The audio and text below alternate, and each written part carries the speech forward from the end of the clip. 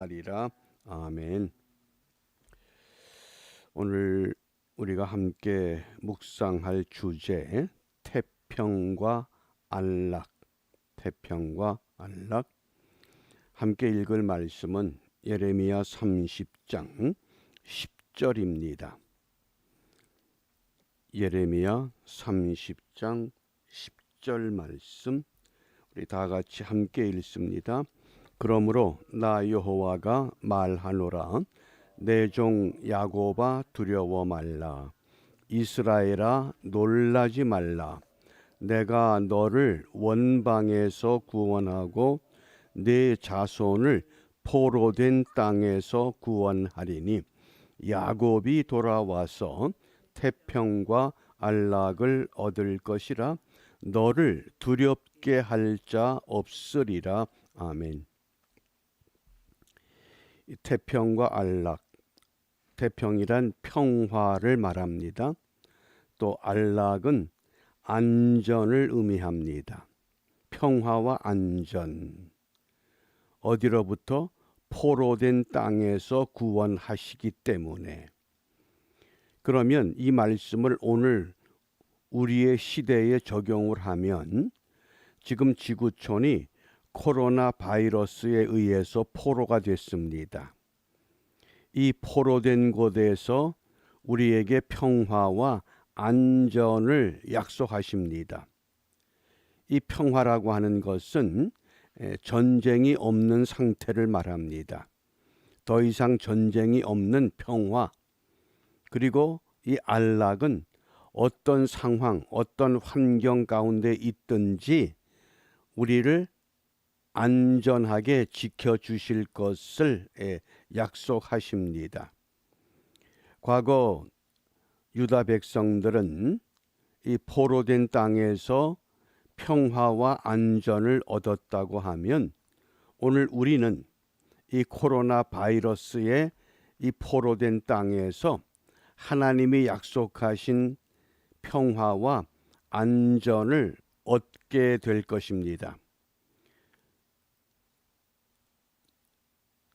이 예레미야 30장부터 33장을 희망의 말씀, 희망의 예언, 위로의 예언 이렇게 우리가 정의합니다. 왜냐하면 29장까지는 선지자 예레미야가 하나님께로부터 위탁받은 하나님의 말씀을 선포하면 거짓 선지자들이 등장해서 예레미야를 괴롭혔습니다. 예레미야가 하는 예언은 전부 거짓이다. 이런 고통 가운데 시달렸는데 이제 30장부터는 33장까지 평화와 안전을 약속하십니다. 31장에서는 새 언약을 통한 평화와 안전입니다. 32장에서는 영원한 언약을 통해서 평화와 안전을 약속하십니다. 33장에서는 다윗의 언약과 레위의 언약을 통해서 하나님이 어떻게 포로된 백성들에게 평화와 안전을 얻게 하시는가 말씀합니다. 그러므로 이 예레미야 30장에서 가장 핵심적인 말씀이 3절 말씀입니다. 이 3절 말씀을 우리 다 같이 함께 읽습니다. 나 여호와가 말하노라. 내가 내 백성 이스라엘과 유다의 포로를 돌이킬 때가 이르리니 내가 그들을 그 열조에게 준 땅으로 돌아오게 할 것이라. 그들이 그것을 차지하리라. 여호와의 말이니라. 아멘. 여기 돌아오게 할 것이다.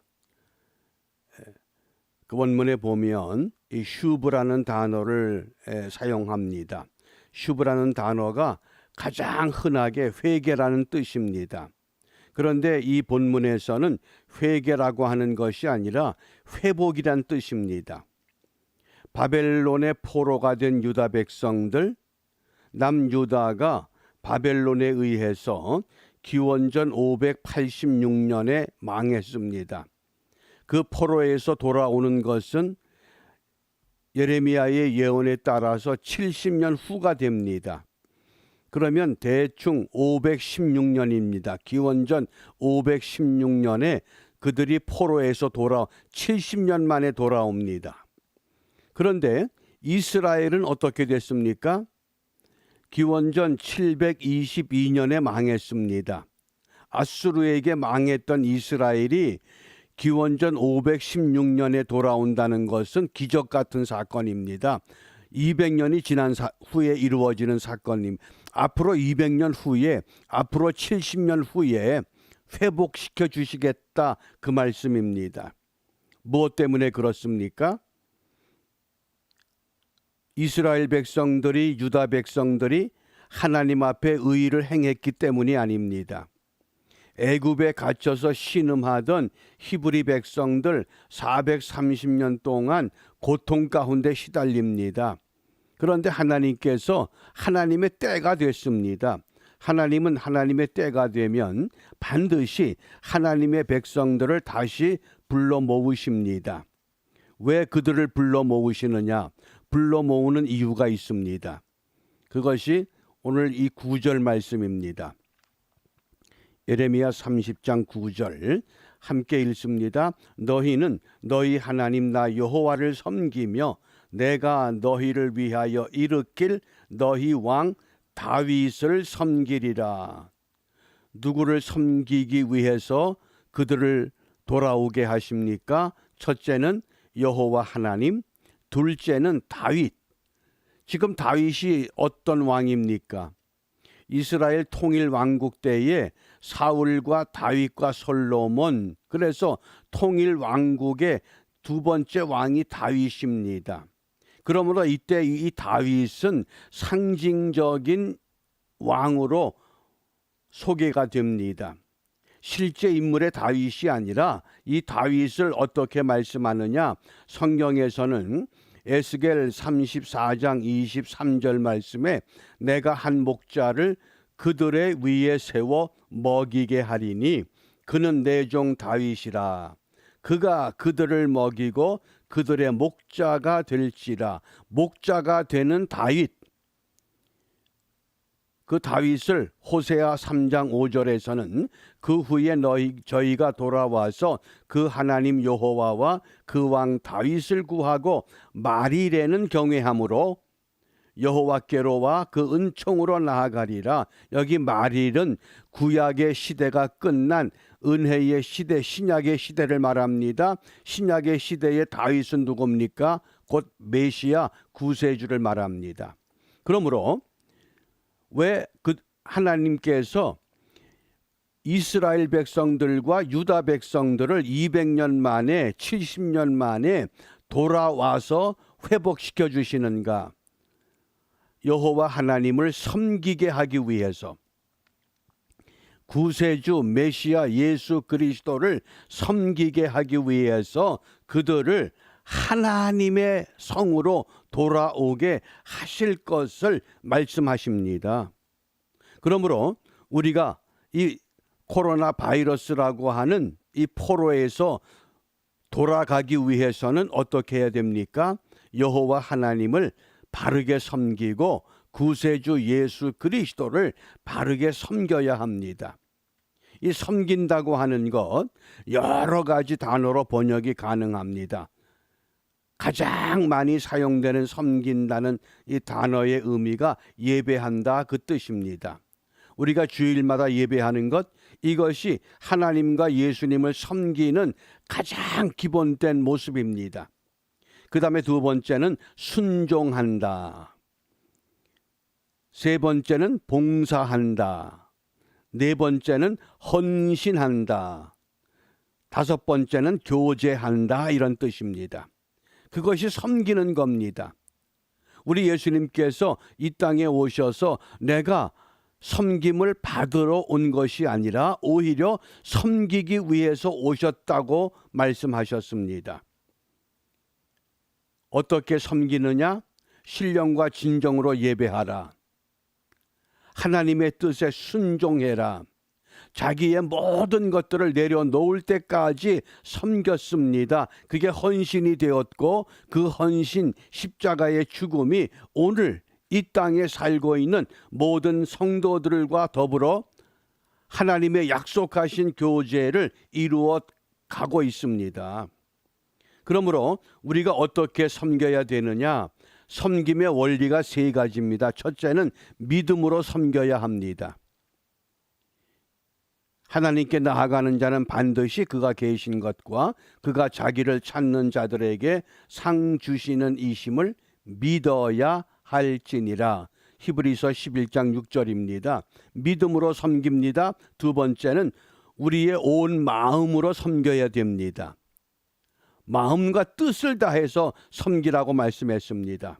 그 다음 세 번째는 반드시 우리가 이 말씀으로 섬겨야 됩니다. 하나님이 돌아오게 했습니다. 돌아온 그 땅에서 이스라엘과 유다 백성들이 또 어떠한 삶을 살아갑니까? 다 잊어버렸습니다. 그 옛날에 포로가 되었던 고달픈 생활을 또 잊어버리고 그들이 자기들의 힘에 의해서 자기들이 잘나서 교만해져서 하나님을 잊어버립니다. 왜 잊어버리나요? 말씀이 그 마음에서 지워졌기 때문에 그렇습니다.